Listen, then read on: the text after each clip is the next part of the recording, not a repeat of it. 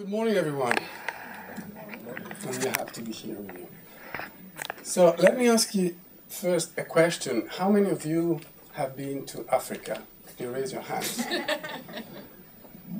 Have you? Well, what a surprise. And how many of you have been to rural Africa? Raise your hand, please. And how many of you have visited a school in rural Africa? You must ask us from Africa. Yes, I know. We're doing projects in rural schools there. Anyone who has been to Burundi? No, so I can tell whatever I want. Burundi is a small country in East Africa, 8 million people who recently faced a civil war lasting 12 years and costing 300,000 people. It was because of the murder of the first democratically elected Hutu president, Ndadaye, in 1993. So the last Human Development Report ranks Burundi 166 out of 169 countries. Not a glowing position, you may say, but don't forget we have 34 countries that are not in the Human Development Report in the first place, and those are often in much worse conditions. I was working in Burundi for 5 years, setting up computer labs in high schools. And in 2009, I managed a project with a European cooperation agency. It was a bilateral project with the local Ministry of Education, not only to set up the computer labs in 10 schools, but also, and most importantly, to train the local teacher to become able to administer and manage this infrastructure. So right before starting the project, I decided to enroll for a PhD at Royal Holloway, University of London, where there's an interdisciplinary research center on ICT for development. I thought having to do this project was a great opportunity for me to study it from the inside, having really an insider approach. And on the project side, it was also a way to force myself to reflect on what I was doing, being more aware of what I was doing. So I understand that in this conference, what I'm about to say is very specific, but I hope that it will ring a bell in your experience too. What I'm interested in is the interplay between aid practices, education, and technology. I'm asking fundamentally 3 questions. First, why are ICT4Education projects so fragile, as the literature reports? What are the structural reasons that made them so? Why it is so hard to get to have this sustainability we're all aiming for? Secondly, what is the role play we are in? Who are the stakeholders and how do they negotiate their strategy, that is their objectives, and also their tactics, that is the way to reach them?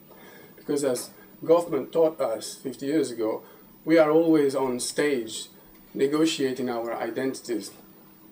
And when you come to a context like Burundi as an outsider, you're basically stepping on a stage and falling down, stepping on a stage where the cooperation and development play has been going on for decades before you come. And it's like someone throwing a coat and a funny hat on your shoulders without you realizing it. It's the coat of the expectation that you have immediately from others that you ignore. And it takes time to acknowledge them, it takes time to understand them, and to really adapt your behavior accordingly. Third question is, how is technology used, both instrumentally and symbolically? Meaning, what is the expressive value associated to technology in an environment where technology is still so sparse? Who is empowered and who is disempowered by the introduction of technology in the educational system? Is it really that technology serves for emancipatory goals, or it maintains or rather amplifies the existing power asymmetries there? How do you go after all that? What is my methodology? Of course, being an insider, ethnography was the obvious choice, if you want. And the first challenge I had to face is how to deal with the multiplicity of roles that I had, being a project manager and the designer of the technical infrastructure, so what OS to use, what software to install, a trainer training these local teachers to become system administrators, and on top of all that, having a researcher perspective on the whole. So with my supervisor, Tim Unwin, we came up with the idea of ethnographic snapshots. What are those?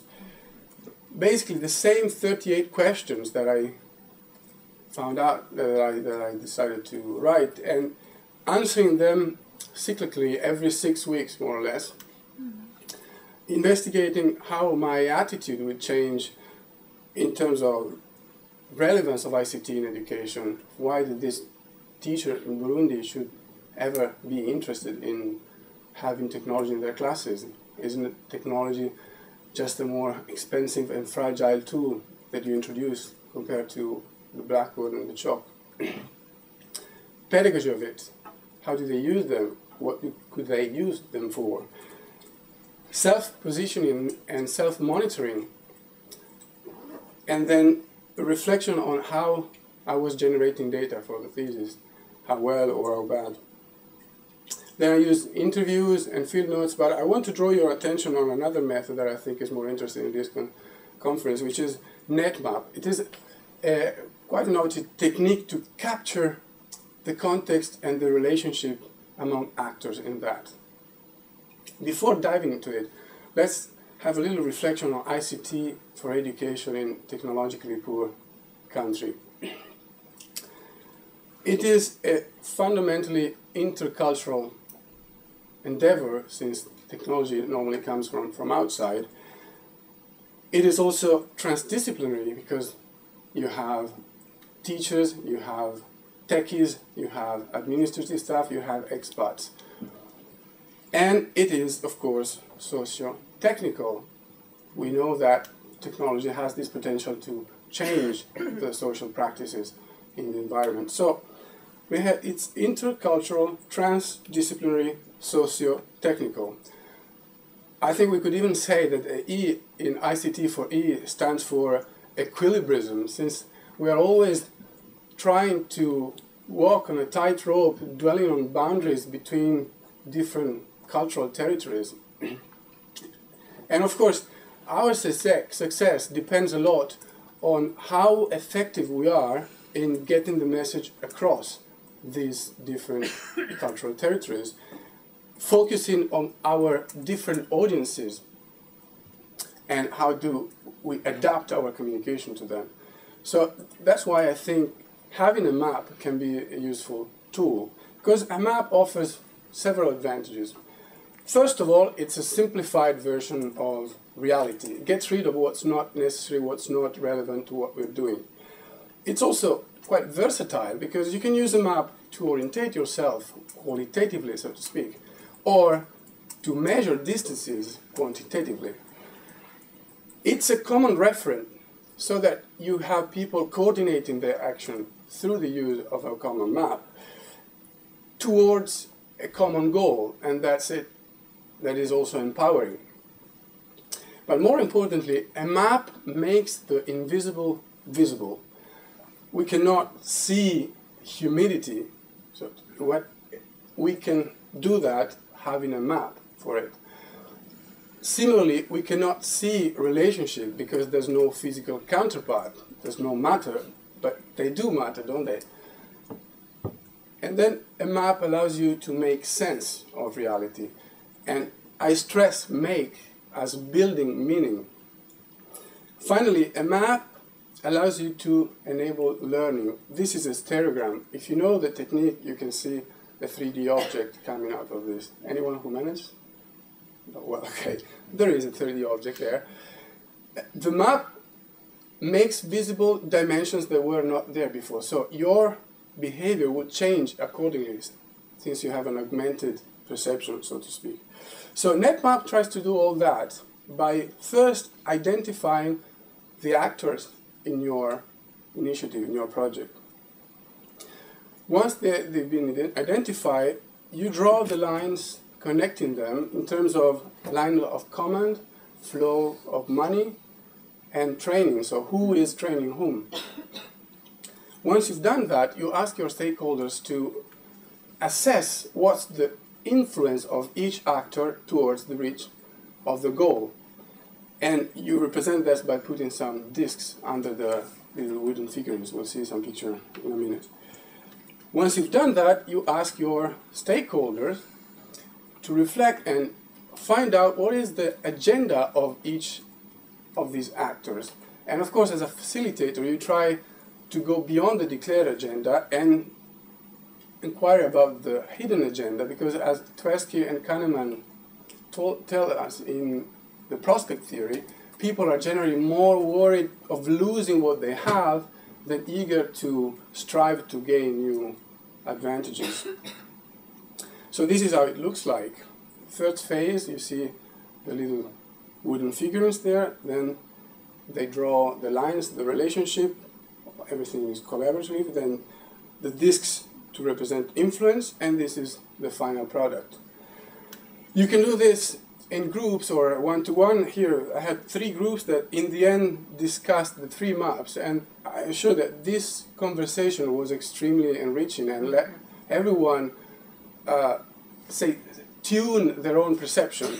And then as a researcher you can even put the map on the computer and manipulate them, highlighting some links, hiding them, so that you can work out what the recurring patterns are.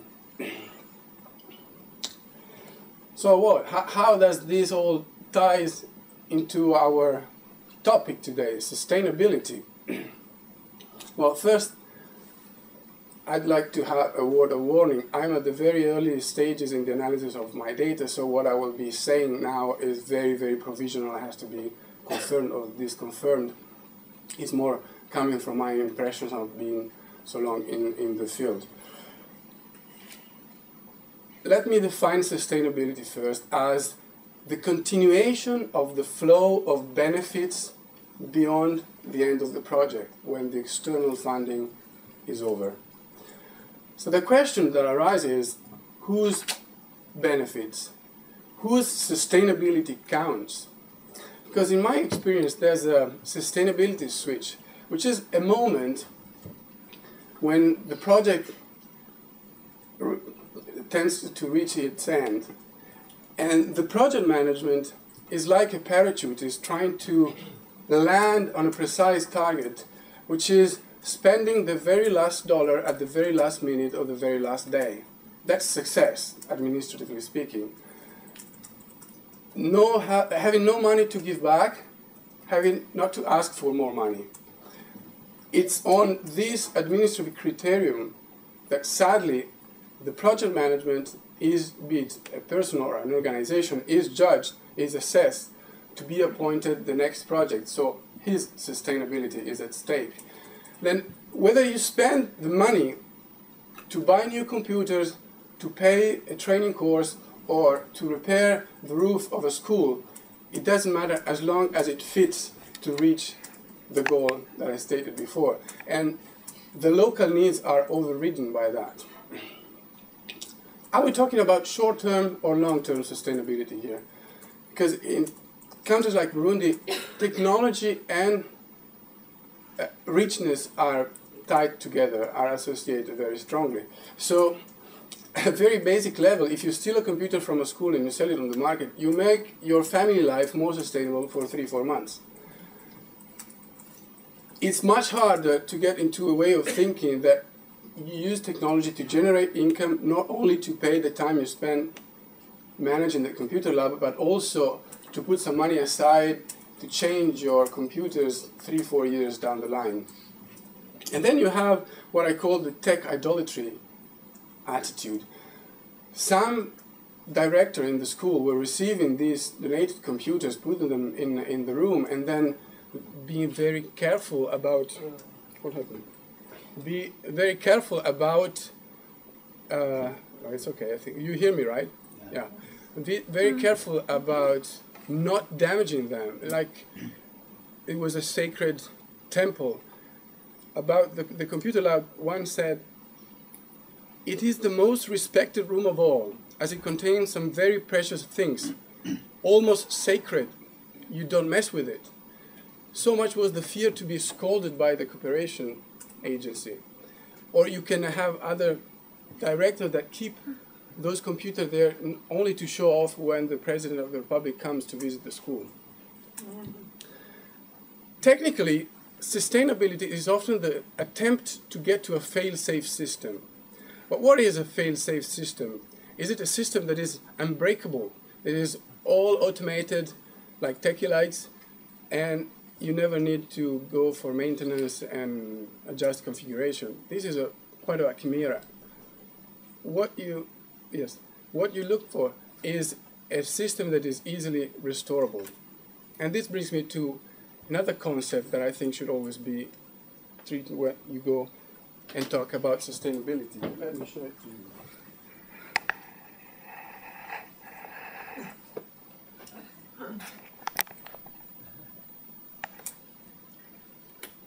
Resilience. Resilience is the capacity of a system to go back to its original state, reverting changes. I'll give you an example.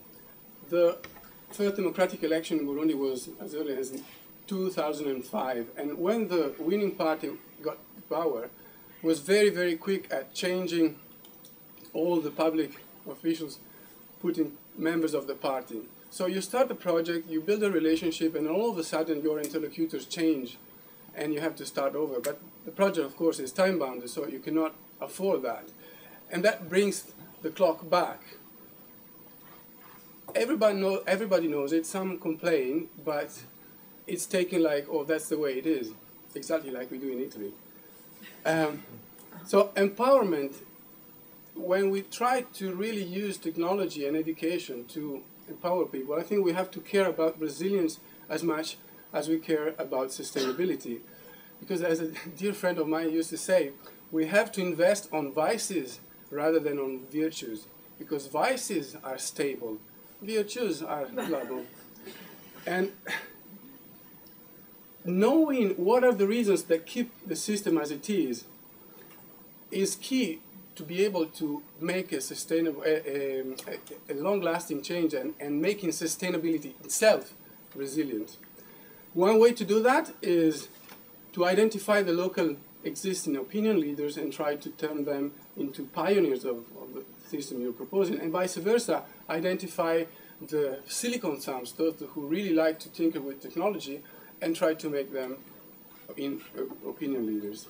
Then another issue is striking the right balance between control and trust. And of course, this is no news for anyone in education, but it's very relevant, I think, with regards to sustainability, because sustainability requires ownership. And you can have ownership only when the people are free to tinker, to experiment, and even to break these high-tech, expensive tools. And this is something aid system doesn't like, is not prone to do. They go for the safest way. But I think, and I end on that, at the end of the day, it is a matter of attitude. Sustainability depends a lot on our capacity to question our obvious over and over again.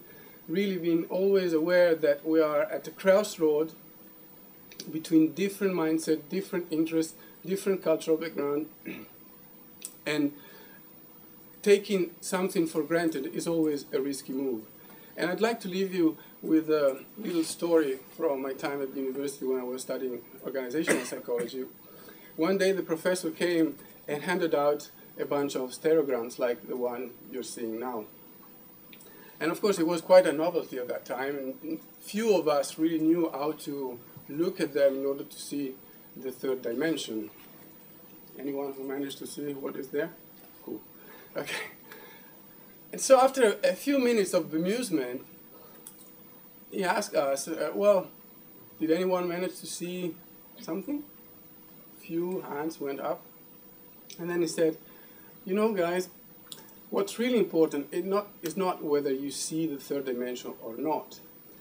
What matters is that those who don't see it do not claim that since they don't see it, it doesn't exist.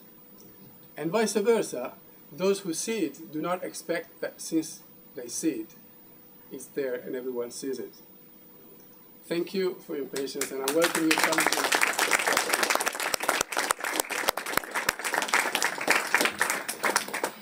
Thank you. I have the feeling that if I take what you said, I just remove some of the pictures that would exactly apply to all the schools I go to Switzerland. Empowerment, resilience, sustainability. It may be clearer to see them in Burundi, but actually exactly the same approach could apply to any school in Switzerland. I'm glad.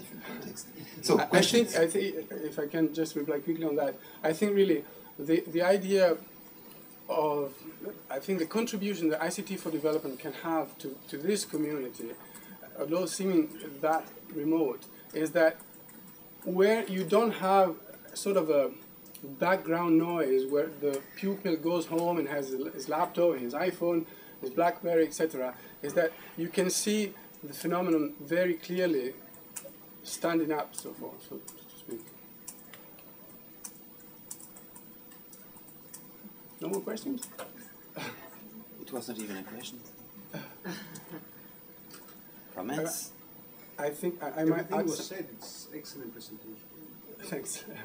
No, I would like to maybe tell a little story. I mean, I think the case of the director, you know, we brought there the computers, tables were there, the power was there. The only missing thing were chairs. And, you know, buying a few stools would have costed really nothing to the school. It was a big school. So I asked him, but how come, you know, you have the computer since months in here, they are working, you have trained for months your local teachers to become able to administer them, what happens, what's wrong? And the answer was, as I said, you know, it's holy place. We are not allowed to go there and spend this money to put stools, because otherwise, you know, this is something that the cooperation agencies should buy for us, and if we do this, it's like stepping over a line. And so it is better that the students go out of that school without even touching a computer, even if the computer is there. And I think this is really what I try to do, if I have to really summarize in a nutshell, is to zoom out and try to call for an analysis of the context we are in. Because, as Bateson would say, context drives relationships in it, and relationship drive content. And I think very often we do focus only on content, on the interaction within the classroom, and these higher levels are rarely tackled. Thank you. Just a question, I didn't understand. Now you are not working anymore in Burundi. No, so now you have collected all data and you are yes, analyzing I them. went back 6 months after the end of the project to see how things were. So I did a set of net maps and interviews March and February last year. But at that time, the cooperation project was still there, because this was a sub-project in a 5-year-long project which ended last December. So I'm planning to go back probably the end of this year to see, after the cooperation has left and it's all on their hands, what happens.